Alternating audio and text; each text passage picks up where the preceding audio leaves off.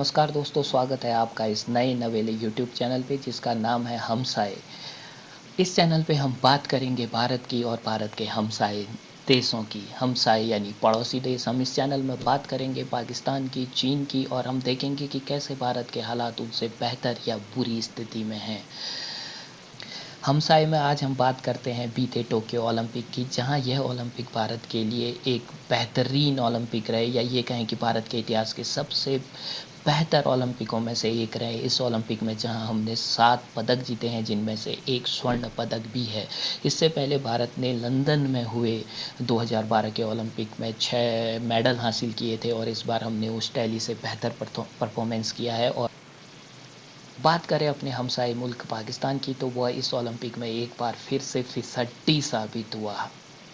इस ओलंपिक में पाकिस्तान के नाम रहा 0 मेडल, और उसने कोई भी मेडल नहीं जीता। ये पाकिस्तान ने 1992 के बाद आज तक इस समय तक कोई भी ओलंपिक मेडल नहीं जीत पाया है। इसके पीछे कई रीज़न हैं। इसके पीछे उनकी सियासत है, इसके पीछे उनको खेलों को प्रेरणा ना देने की एक राजनीतिक सोच है। समझ नहीं आता कि पाकिस्तान आखिर ऐसा करता क्यों है, क्योंकि अगर कोई भी सियासत का अगर ओलंपिक हो तो उस पर गोल्ड मेडलिस्ट बिना किसी शक पाकिस्तान ही होगा।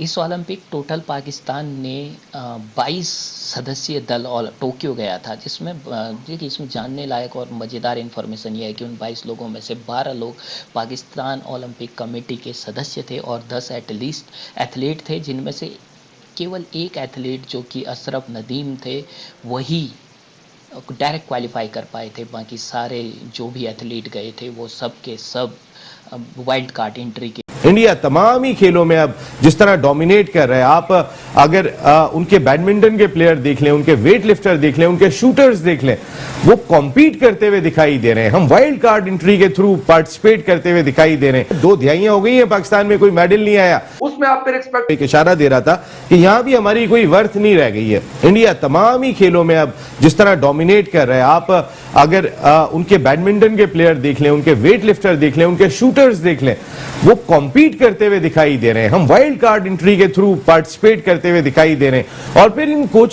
इन ऑफिशियल्स को वाइल्ड कार्ड कौन देता है?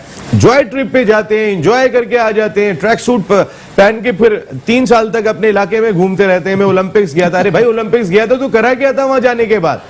आपका काम क्या था वहां पे? क्योंकि आप पाकिस्तान ओलंपिक एसोसिएशन के सदर के साथ करीब हैं। जब वोट की जरूरत पड़ती है दे देते हैं। तो फिर जाहिर है वो भी जब कॉमनवेल्थ गेम्स आते हैं, एशियन गेम्स आते हैं, ओलंपिक्स आते हैं, आपको अकोमोडेट कर देते हैं कहीं ना कहीं। 2 दिहाइयां हो गई हैं, पाकिस्तान में कोई मेडल नहीं आया, कोई क्वालिफाई करके नहीं जा रहा। पिछले 2 ओलंपिक्स है, ये तीसरा ओलंपिक्स है।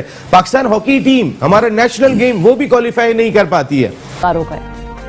देखिए, सबसे पहले तो ये बहुत अनफॉर्चुनेट है कि पाकिस्तान इस ओलंपिक में हॉकी के मैदान में नहीं होगा।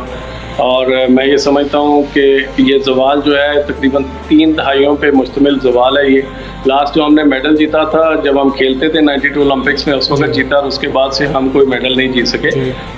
हालांकि हम 2000 ओलंपिक्स में जो सिडनी में हुए थे उसमें जो है हम सेमीफाइनल में पहुंचे, लेकिन अनफॉर्चुनेटली हम हार गए और हम तीसरी पोजीशन का मैच भी हार गए। पाक मीडिया की इंटरेस्टिंग झलकियां आपने देखी कि कैसे वो अपने देश के निराशाजनक प्रदर्शन से दुखी हैं। पाकिस्तान को खेलों में बेहतर प्रदर्शन के लिए शायद अपने जो कि सबसे बेहतरीन दोस्त, जो कि पाकिस्तान का सबसे बेहतरीन दोस्त है चाइना, उससे सीखना चाहिए। चाइना इस ओलंपिक में भी मेडल टैली के शीर्ष पे रहा। चाइना ने एक अभूतपूर्व परिवर्तन अपनी खेल नीति में किया है, जहां चाइना ने कोई भी पदक न मिलने पर ओलंपिक में भाग लेना बंद कर दिया था। वहीं जब चीन ने वापसी की तो हम सबके सामने है, वो हर ओलंपिक के शीर्ष 3 देशों में शामिल होता है। पाकिस्तान को हमसे नहीं, भारत से नहीं, तो कम से कम चाइना से सीखते हुए अपने खेलों की दिशा में बेहतर कदम उठाने चाहिए। टोक्यो ओलंपिक्स में पाकिस्तान के मेडल टेबल तक पहुंचने की उम्मीद रोशन हो गई है। Athlete Arshad Nadeem javelin throw के फाइनल मुकाबले तक पहुंचने में कामयाब हो गए हैं। अरशद नदीम ओलंपिक्स में एथलेटिक्स के फाइनल तक रसाई हासिल करने वाले पहले पाकिस्तानी भी बन गए हैं। टोक्यो ओलंपिक्स में जेवलिन थ्रो के ग्रुप मैचेस में 32 एथलीट्स को फाइनल तक रसाई के लिए पहले थ्रो 83.5 मीटर्स की थ्रो दरकार थी, और अरशद नदीम पहली बारी में तो 78.5 मीटर्स की थ्रो कर सके, लेकिन दूसरी बारी में उन्होंने 85.16 मीटर्स की थ्रो करके फाइनल के लिए क्वालिफाई कर लिया है। अशरफ नदीम ने टोक्यो ओलंपिक में शानदार प्रदर्शन किया और उन्होंने शीर्ष 5 जो एथलीट्स थे उन सूची में अपना नाम अंकित किया और वो 5वें स्थान पे रहे, इसलिए अशरफ नदीम को भारत की ओर से बहुत बहुत बधाई हो। इस वीडियो को बनाने का मकसद पाकिस्तान की कमियों को दिखाना नहीं है, बल्कि एक विश्लेषण करना है कि कैसे आज हम पाकिस्तान से कई बेहतर मुल्क में रहते हैं और जहाँ हमारे पास हर चीज़ के लिए सुविधाएं हैं, चाहे हमारे एथलीटों के लिए वो सुविधाएं हो, चाहे उनको मिलने वाला प्रोत्साहन हो। इस वीडियो को बनाने का मकसद यही था कि हर बार भारत से अपनी तुलना करने वाला पाकिस्तान भारत से कितना पीछे है। वीडियो पसंद आई हो तो लाइक, शेयर और सब्सक्राइब कीजिए।